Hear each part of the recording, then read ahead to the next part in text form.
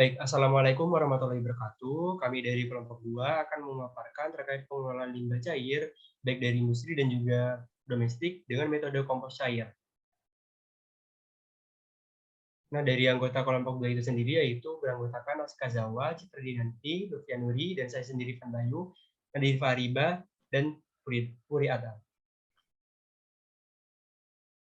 Next, nah apa sih limbah cair itu? Nah, limbah cair ini merupakan suatu limbah dalam wujud cair yang dihasilkan dari kegiatan industri yang dibuang ke lingkungan dan juga dapat menurunkan kualitas dari lingkungan itu sendiri.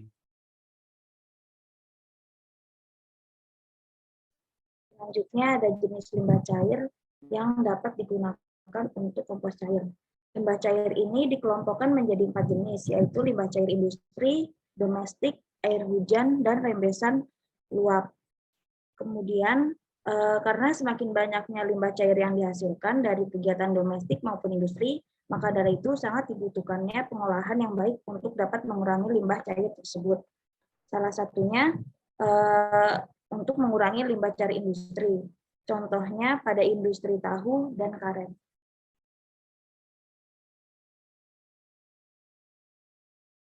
Yang selanjutnya yaitu ada metode pengolahan limbah cair dengan composting. Itu ada dua cara dengan fermentasi biologis yang membantu proses tersebut, yaitu fermentasi aerob dan anaerob.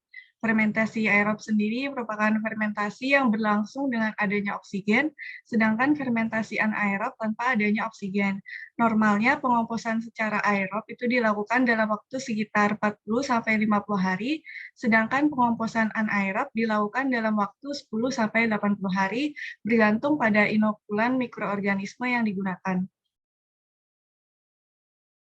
Proses pengomposan sendiri menggunakan bantuan organisme mesofilik dan termofilik dapat berjalan dengan lebih cepat dan efisien dengan penambahan mikroorganisme sebagai bakteri pengompos atau disebut juga sebagai bioaktivator.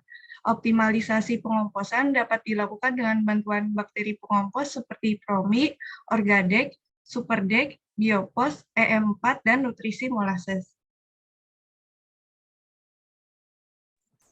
Selanjutnya adalah teknologi dan proses pengolahan limbah cair dengan metode kompos, yaitu ada teknologi anaerobik digester.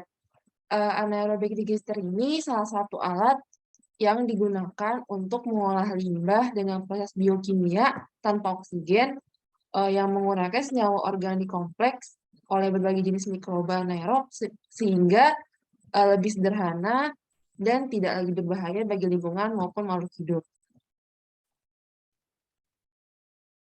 Nah, anaerobik digester ini digunakan pada limbah cair industri tahu dan limbah cair domestik. Untuk limbah cair industri tahu sendiri itu, cara anaerob ini dilakukan dengan mencampurkan limbah cair industri tahu dengan E4 dan larutan gula merah ke dalam tabung anaerob. Limbah cair tahu dapat dijadikan alternatif baru yang digunakan sebagai pupuk, sebab di dalam limbah cair tahu tersebut memiliki ketersediaan nutrisi yang dibutuhkan oleh tanaman. Sedangkan untuk pengolahan limbah cair domestik sendiri itu dilakukan melalui 3 tahap, yang dimana pada tahap kedua, pencampuran antara kotoran sapi dan limbah yang dipakai untuk pengolahan biogas dan produksi kompos itu 50% banding 50% dari total volume digester.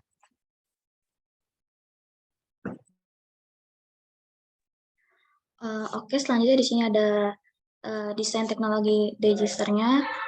Nah, jadi digester ini tempat terjadinya proses pembentukan biogas ya, terus dia melalui proses anaerob dengan teknologi digester sendiri. Dan digester ini proses hidrologis dari dan fermentasi, terus di dalam itu ada fase acetogenesis serta fase metanogenesis. Nah, waktu yang dibutuhkan yaitu 20-30 hari untuk dengan desain digester tersebut, dan air limbah itu ketika hasil keluarannya itu tidak lagi berbahaya bagi manusia, dan kalau misalkan dibuang ke lingkungan dia juga tidak berbahaya. Nah, di yang pertama ini ada bak pretreatment sampah organik, yang kedua ini ada digesternya sendiri, terus yang bak penampung ketiga ini yaitu penampung limbah dari digester atau komposnya. Terus yang keempat, terakhir ada sumur resapan. Next. Baik, selanjutnya yaitu ada kelebihan dan kekurangan dari digester anaerob ini. Jadi kelebihan dari alat ini yaitu yang pertama yaitu alat ini lebih ramah lingkungan. Yang kedua, adanya pemanfaatan daur ulang yaitu menjadi kompos. Kemudian adanya pengurangan bau dibandingkan dengan proses kompos secara aerobik. Kemudian gas metan yang dihasilkan ini dapat digunakan sebagai sumber energi.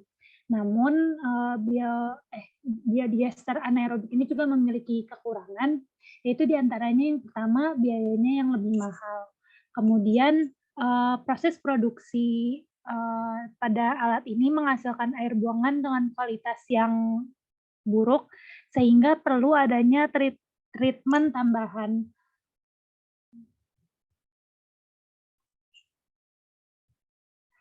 Nah, berdasarkan pemaparan yang sudah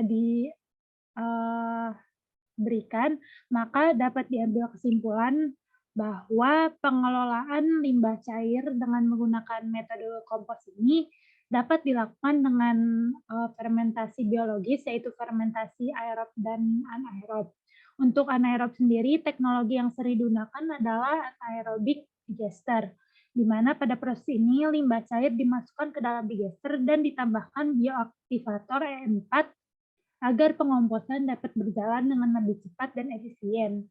Penggunaan anaerobic digester ini memiliki kelebihan seperti pengelolaan yang lebih ramah lingkungan, pemanfaatan daur ulang menjadi kompos, pengurangan bau yang berkurang dibanding proses aerobik. Namun anaerobic digester ini juga memiliki kekurangan seperti biayanya yang lebih mahal, serta proses produksi yang menghasilkan air buangan dengan kualitas yang buruk.